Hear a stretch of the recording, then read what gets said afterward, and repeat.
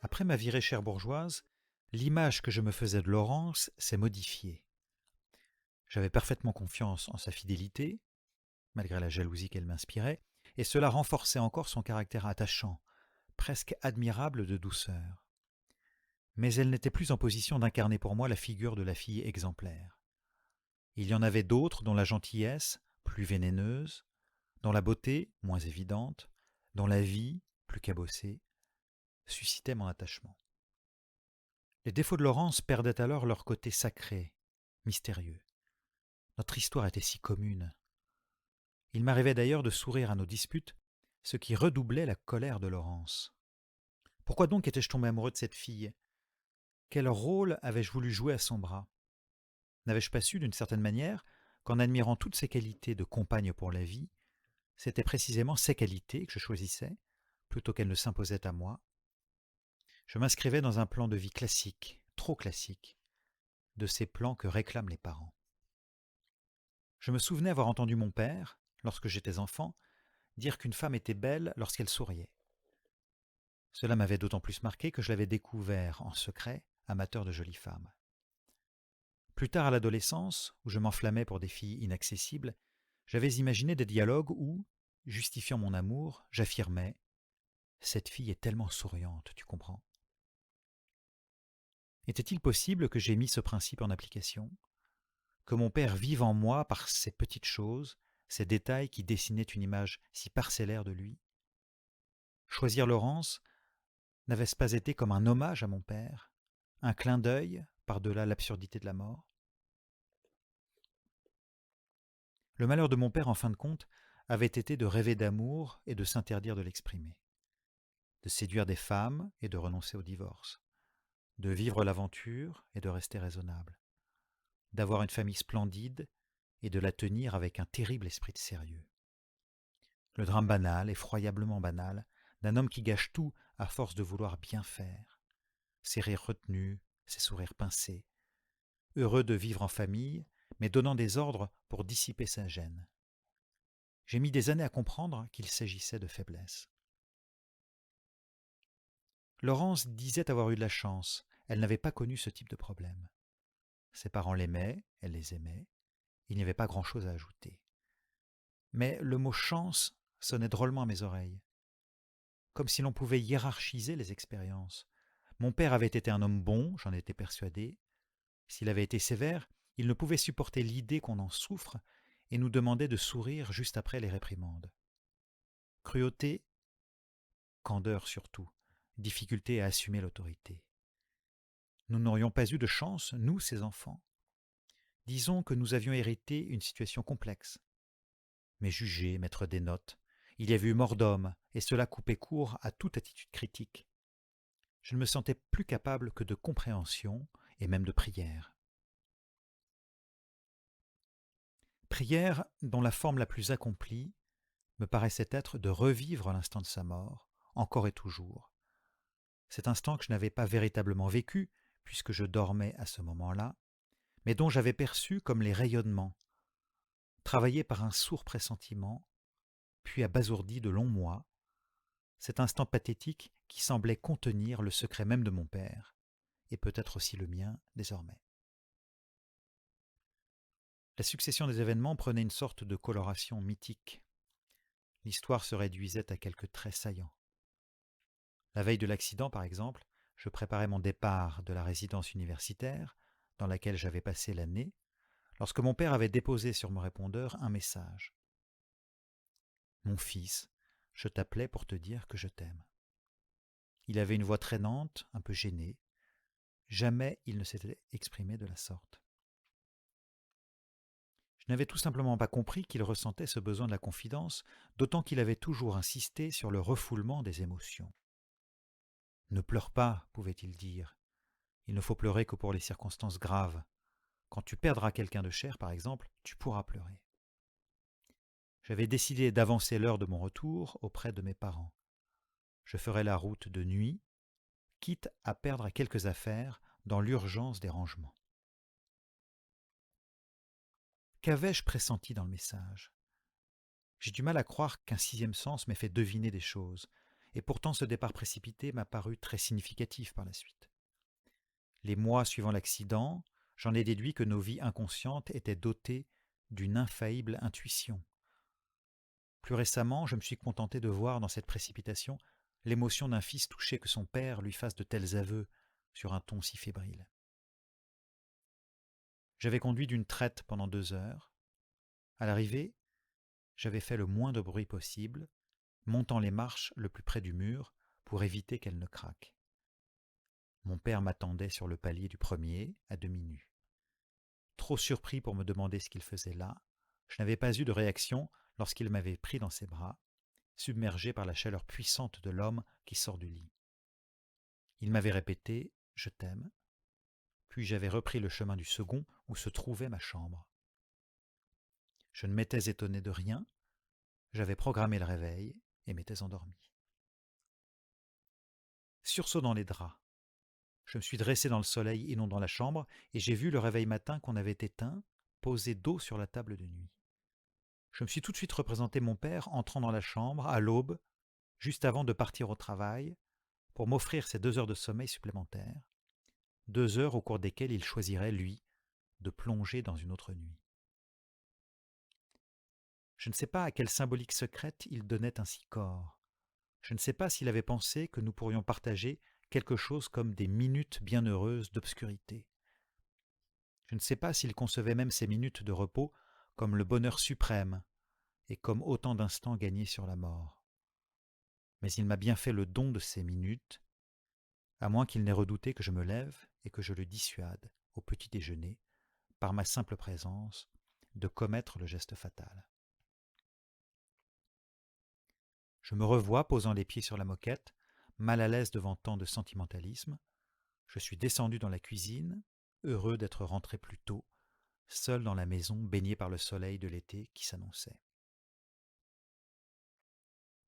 Une demi-heure plus tard, je sortais m'acheter un journal et je croisais ma mère sur le chemin, marchant dans ma direction d'un pas décidé, gardant un air sévère alors que nous étions si proches maintenant et qu'elle ne pouvait pas ne pas me reconnaître. Elle est venue jusqu'à moi sans que son visage s'éclaire et j'ai pensé qu'elle était malade. Elle a posé sa main sur mon avant-bras, m'a guidé vers la porte et m'a fait entrer avec elle. Nous sommes allés nous serrer l'un contre l'autre dans le canapé. Mon père s'était fait écraser par un camion sur le chemin du travail. Il restait à déterminer quelles étaient les raisons de l'accident, les premiers témoins déclarant que la moto seule était en cause. Elle s'était couchée contre le véhicule, qui venait en sens inverse, ou s'était peut-être affaissée juste avant qu'il n'arrive. Mort immédiate du motard, broyé par la masse, le corps traîné dans le feu qui se mêle au sang. Qu'avait-il ajouté? L'incompréhension, la douleur muette qui vous empêche de pleurer, jusqu'à ce que surviennent les premiers doutes et les premières conclusions. Comment ne pas penser à un suicide? Mais j'étais le seul à le supposer et je n'avais pas le cœur à convaincre personne, surtout lorsque les autres mettaient autant de mauvaise grâce à ne pas vouloir comprendre. C'est à l'enterrement que j'ai pris toute la mesure de ce que l'événement représentait pour moi. Plusieurs personnes se sont dites stupéfaites par ma ressemblance avec mon père. J'ai bafouillé quelque chose dont je ne me souviens plus, puis j'en ai laissé certains me répéter que j'étais maintenant chef de famille. Quelques jours avant sa disparition, nous nous étions dit, mon père et moi, qu'il nous restait certaines choses à régler. J'imaginais une envolée vers davantage de lumière, davantage de fluidité dans nos rapports, et voilà que la mort y coupait court. Les jours passant, j'ai pris conscience de la traîtrise que représentait cette disparition. Notre relation devenait problématique. Cette mort n'effaçait pas seulement la suite de notre histoire, mais elle bouleversait nos souvenirs. J'avais en tête l'image d'un fil tendu dans l'espace. On le coupait et la partie gauche se mettait à flotter, marquant des vibrations, lui faisant perdre son allure de belle et grande lignée. J'en voulais à mon père d'avoir choisi le saccage. Après ma rencontre avec Manon, mes propres pulsions suicidaires se sont atténuées. Je ne ressentais de mélancolie qu'à l'occasion de fêtes, comme si je n'avais pas été constitué pour éprouver ce degré de joie pure. Réquisitionné par ma quête, je n'avais de toute façon plus que de très rares occasions de voir les autres s'amuser. J'acceptais tout au plus de suivre Laurence à quelques dîners. Je m'y montrais d'une parfaite bonne humeur, très à l'aise avec ces gens qui ne représentaient pas grand-chose pour moi. Cela n'améliorait pas pour autant mes rapports avec Laurence. Pendant les heures creuses, toutes ces heures où l'agitation quotidienne retombait et où mes obsessions me laissaient tranquille, je renouais avec un courant continu de vie lente, pesante, affolante d'ennui. Une vie pendant laquelle me prenaient des sursauts d'inquiétude, sans objet, sur le fond d'un tenace sentiment de solitude. Ce n'était pas la sensation d'une solitude passagère, vite apaisée par de nouvelles rencontres, mais une solitude plus essentielle, plus insistante. Une solitude à laquelle il ne fallait pas trop réfléchir, sous peine de l'aiguiser. Je cherchais parmi mes proches qui pourrait apaiser cette angoisse. Mais personne n'avait assez d'importance à mes yeux, surtout pas Laurence, qui par sa froideur me renvoyait à une solitude plus mordante encore. Je gardais précieusement le souvenir de Manon, mais sa venue à Paris n'était pas encore à l'ordre du jour. J'attendais l'occasion qui libérerait l'appartement quelque temps. Il ne me restait qu'à faire un pas supplémentaire vers les Suicide Girls. C'est de cette manière que je suis allé traîner du côté de centres comme celui de SOS Suicide. Je m'asseyais à l'accueil sous prétexte d'y attendre quelqu'un et j'élaborais des stratagèmes pour adresser la parole à des filles. Je m'inventais des personnages comme celui du jeune homme maladroit en recherche de contact. Non seulement il était facile à jouer, mais il touchait ces filles-là. J'éprouvais de surcroît une grande volupté à lâcher prise. Je me sentais si bien dans la peau de cet homme fébrile. C'était comme une grande paresse, les vacances de la vraie vie. Je décrochais leur sourire, elles me trouvaient plus perdu qu'elles encore, et moi j'étais sous le charme de ces filles plus pétillantes que leur désespoir ne le laissait supposer. C'étaient des jeunes femmes intelligentes, peut-être un peu lasses, mais que je trouvais tellement plus lucides que la moyenne. Je leur proposais de les accompagner quelques minutes, et certaines de leurs phrases, qu'elles énonçaient avec une facilité désarmante, me faisaient l'effet de vérités étincelantes. Je ne suscite jamais l'amour. Je n'ai jamais aimé. Ce qu'il y a chez moi, c'est le vide. Je n'existe pas au fond. Retrouvant mon enthousiasme, je les assaillais de questions auxquelles elles répondaient avec application. Nous étions les sages écoliers de la mort. Quand est-ce que tu as commis ta dernière tentative? La prochaine, c'est pour bientôt? Pourquoi fais-tu ça? Es-tu malheureuse au moment de l'acte? Regrettes-tu d'avoir échoué? Les gens te paraissent-ils stupides à vouloir vivre? As-tu de la haine en toi? Considères-tu le suicide comme un péché? Certaines s'agaçaient. La plupart me trouvaient sympathique. Nous gardions contact. Peut-être croyaient-elles que je voulais les sauver. J'avais besoin de leur discours, mais je n'osais pas le leur avouer. J'espérais creuser avec elles à l'intérieur de leurs blessures. Mes parents sont des chiens. La vie ne m'a pas fait de cadeau. J'ai toujours vécu dans la souffrance. La vie n'a pas d'intérêt pour moi. J'ai tellement le désir de supprimer les gens. C'était une atmosphère douce, un lent acheminement vers la clarté. J'ai rapidement pris rendez-vous chaque jour avec l'une de ces filles, avide qu'elles me racontent leur quotidien. Nous sourions, nous plaisantions. Tout cela n'avait pas la moindre importance. Je me sentais léger. Chacune de leurs paroles me foudroyait l'esprit. Cette décharge de non-sens me fendait la mémoire, brisait la chape de mon impossible vie. J'avais la sensation de m'engouffrer dans le moindre de leurs mots pour en sortir de l'autre côté, vraiment neuf, étincelant. Le carcan du savoir-vivre et des convenances volait en éclats. Il était temps de donner sa chance à mon délirant appétit de vivre. J'avais du mal à considérer ces perspectives sans ressentir des élancements de folie, de petites hystéries localisées. Je perdais la tête à écouter ces filles me parler de leur mort. Elles le faisaient avec une franchise, une énergie confinante à l'humour. Ce n'était pas seulement de l'humour noir, mais l'humour massif et ravageur de personnes intelligentes, prenant l'existence à bras-le-corps. Je me souviens de cette adolescente qui, rongée par un mal-être que rien n'expliquait, accablée par l'angoisse et l'ennui, avait décidé plusieurs fois d'en finir. et cela sans le moindre succès. Elle s'était par exemple emparée d'une fourchette, un après-midi qu'elle passait avec sa mère, pour essayer de s'en percer le ventre. Mais les dents n'avaient pas crevé la peau. Même effet qu'une cuillère sur un ballon. La mère avait attrapé le bras de sa fille, mais cela n'avait pas apaisé sa fureur. La fille devenait folle à l'idée de cette chose absurde qui était de ne même pas parvenir à mourir. Et je riais d'écouter cette histoire. La fille riait aussi de me voir rire, et nous étions là comme deux imbéciles qui ne voient plus le problème à rien, que plus rien ne touche sinon pour leur plaisir. Il y avait deux folies qui s'observaient, jumelles d'un enfer heureux. Celle de cette fille qui me provoquait par sa nonchalance, et celle qui s'immisçait en moi par ses étourdissements de joie, cette conscience aiguë, virevoltante, que tout est possible. À ma jubilation se mêlait le souvenir de mon père, et plus précisément son étonnante impuissance à instaurer le dialogue. Un dîner me l'avait cruellement montré, le dîner que nous avions passé ensemble, quelques jours avant sa mort, dans un restaurant du centre-ville, un dîner qu'il avait placé sous les couleurs du dialogue, justement, en annonçant qu'il serait l'occasion de raconter nos vies.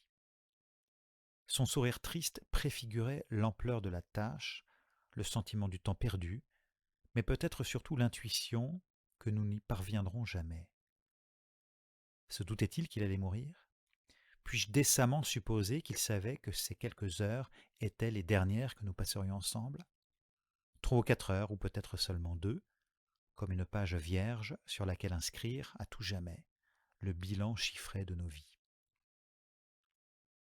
Ce fut une catastrophe, comme nous aurions dû nous y attendre. J'étais surpris que mon père veuille parler. En quoi pouvait donc consister cette étrange chose que de faire étalage de nos vies ?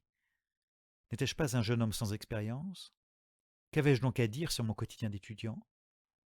Et mon père, cet homme constitué, cet homme mûr, cet homme au principe achevé, dont le désespoir m'était encore inconnu, de quoi pouvait-il me faire la confidence ? N'avais-je pas vécu sous son toit près de 20 ans ? Les 5 premières minutes, tout sourire, il me posa des questions sur ma vie parisienne. Puis il évoqua des aspects de son travail dont j'avais entendu parler 100 fois. Pour finir, il retrouva ses réflexes infernaux, ces réflexes d'homme qui parle pour ne rien dire, ou plutôt pour tenir des discours intéressants, neutres, véritables comptes-rendus d'articles que je décryptais, moi, comme l'aveu terrifiant d'un échec, l'incapacité de parler vraiment avec son fils. Ce soir-là, j'ai senti pour la première fois notre désir de briser la glace et notre impuissance concomitante à le faire. Nous étions des petits garçons, découvrant cet outil merveilleux de la parole, comprenant la nécessité de nous en servir et ne possédant pas encore le manuel d'utilisation. Trop heureux pour nous essayer par nous-mêmes, trop immatures pour ne pas nous y brûler la langue, nous avons laissé filer la soirée sur le mode automatique qui était usuellement le nôtre, répétant des anecdotes et commentant l'actualité. La soirée ne fut pas mauvaise au demeurant. Il y avait la promesse malgré tout qu'un jour nous parviendrions à nouer des rapports plus naturels. Mais je ne peux qu'y repenser avec consternation. Sans le savoir, j'avais sous les yeux le spectacle d'un homme qui sombre. La tristesse s'épanouissait en lui, tandis qu'il peaufinait sa joie de façade. L'échec provisoire qui me paraissait être celui de notre première vraie rencontre, lui préférait y lire un échec définitif. Comment ne pas alors prendre un plaisir lumineux à la conversation de mes Suicide Girls ? Ces jeunes femmes intarissables, dont les tenues savamment provocatrices faisaient mes délices, la plupart cultivaient le piercing, le tatouage, le bijou, la teinte capillaire, avec un art consommé du décalage et du sarcasme, mettaient sans hésiter le doigt où ça faisait mal, ignoraient la gêne, feignaient de ne pas savoir ce dont elles parlaient. Pourtant, il s'agissait du pire envisageable, de ces grands sujets sur lesquels être discret.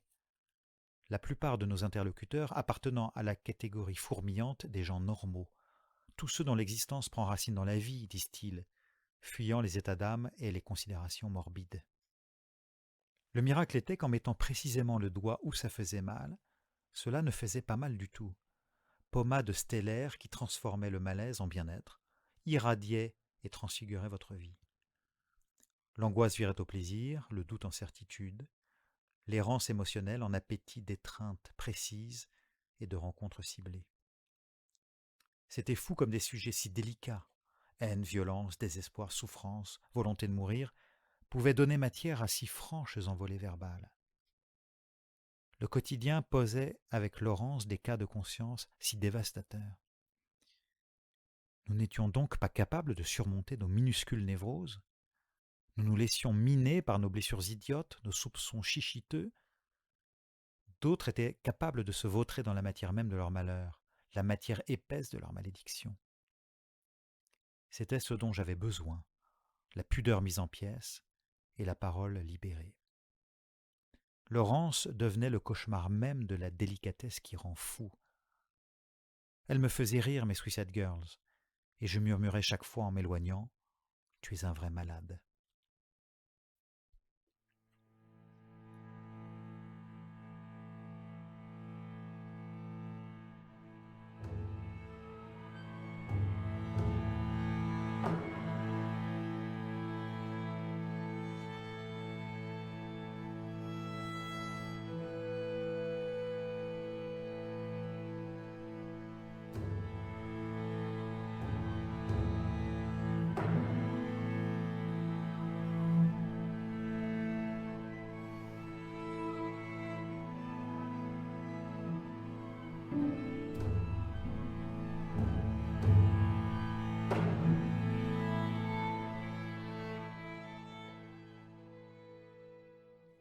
Je suis allée passer un week-end dans la nouvelle famille de mon père.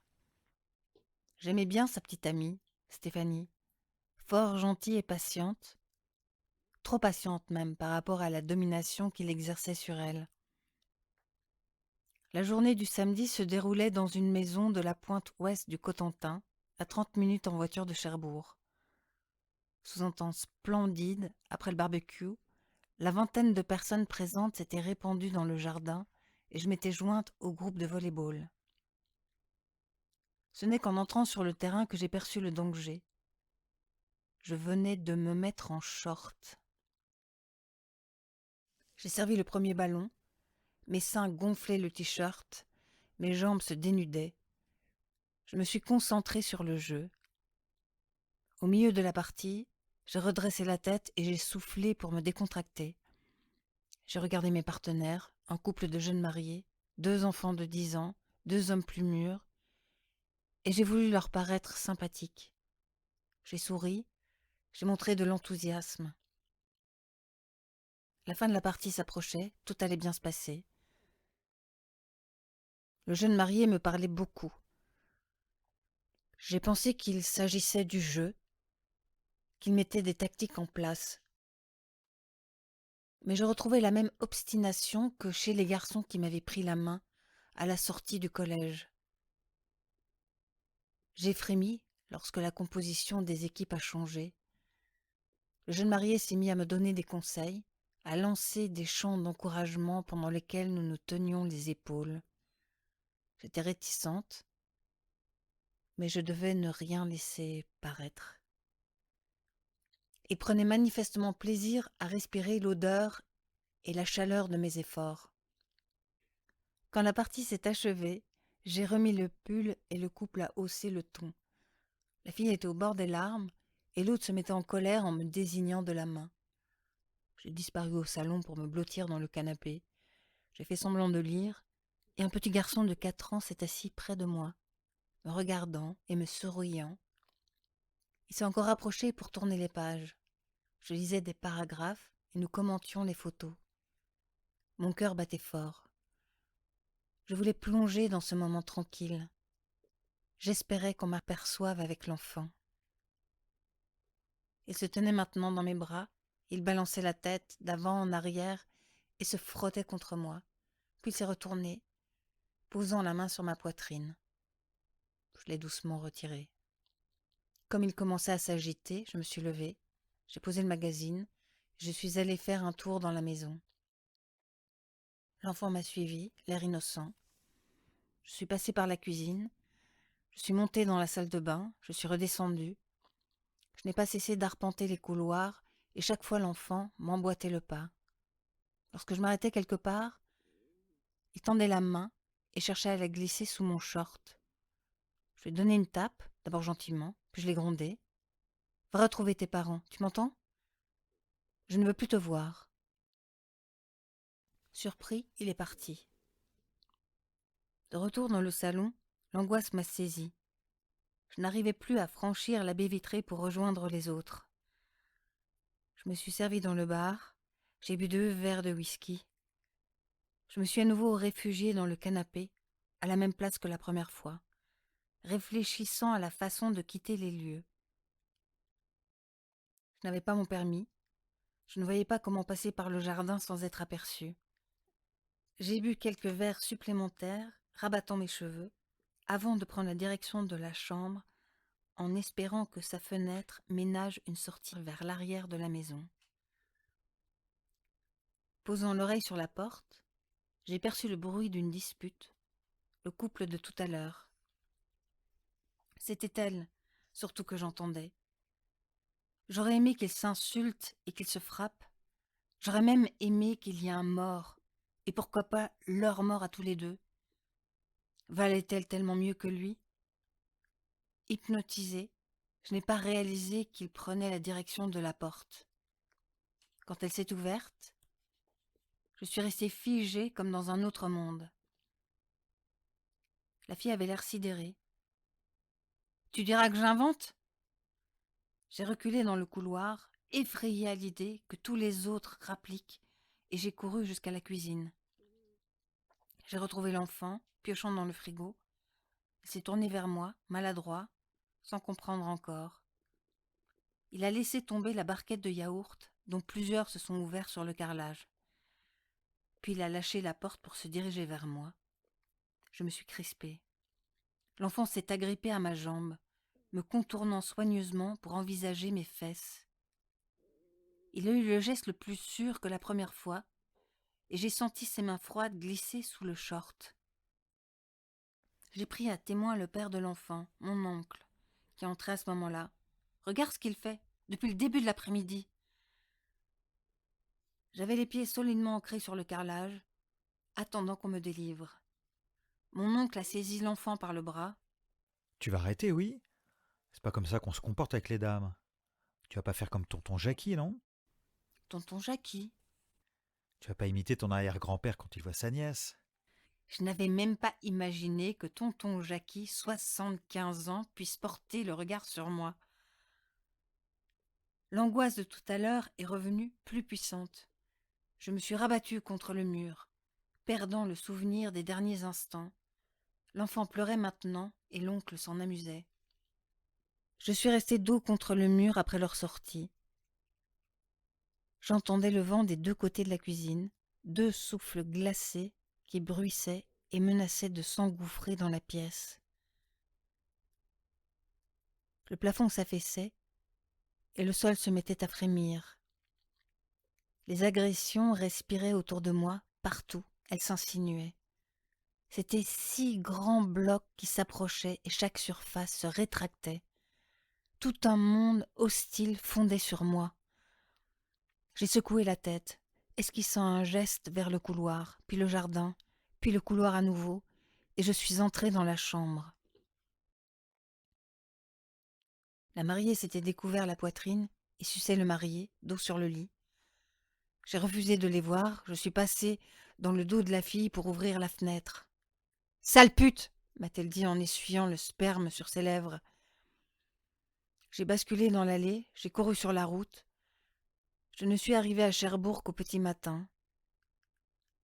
Toutes les heures qu'a duré ma course, j'ai prié pour que la nuit froide où scintillait la mer s'écoule sur mon corps et le purifie.